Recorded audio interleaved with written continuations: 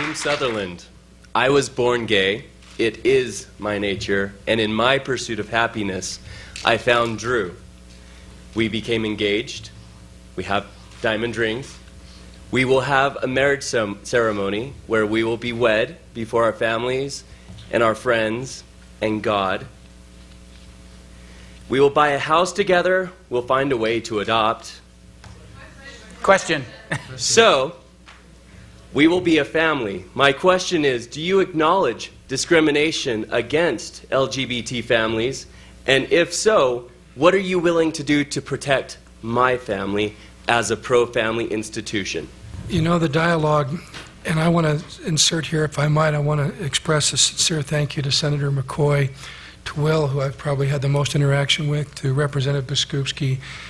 There's never been a single moment, not ever, in my tenure in the state capitol where there was ever an uncivil or a harsh or an unkind or an undignified moment.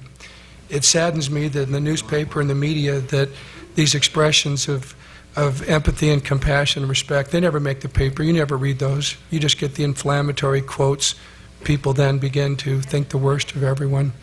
On this question, I thought you were interested perhaps in some civility and some respect, which is at the root of what he's asking for. He wants compassion, and I was trying to begin where I think you started. I think people confuse rights with desires. Rights in a court of law, here we are in a law school campus, rights are defined. John F. Kennedy said that the rights of men are not generous gifts from the state, they come from the hand of Almighty God. They're not ours to give. I come back again and again to the laws of nature and of nature's God, which is the source of those rights. And we license and what we promote, what we preserve. There's a cycle. You talk about your slippery slope. It goes from prohibited, and then we try to tolerate, which leads to permitted. Doesn't stop there. Then we go to endorsement, which goes to promoted. That's the cycle that everyone's on. Now back to your comment. Yes, right now you have all the freedom in the world to buy a home.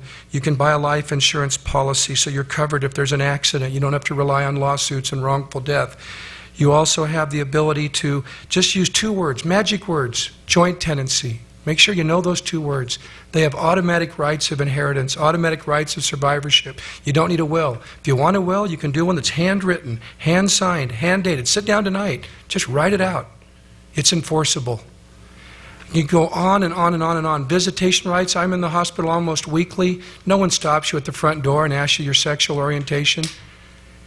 And so back to what you're saying is, but if you're asking society with the force of law to endorse, if you're asking them as a matter of public policy to consciously, willfully endorse same-sex relationships and elevate them and make them the equivalent, the virtual equivalent in all respects of marriage, that is a legitimate public debate.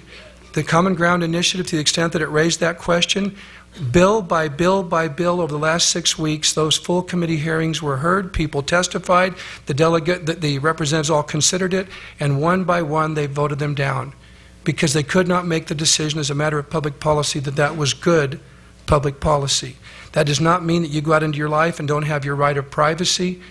All the years of fighting for privacy, but now it's not about privacy anymore, it's about outright public endorsement, public sanction, public recognition. That's where the dialogue is starting to break down.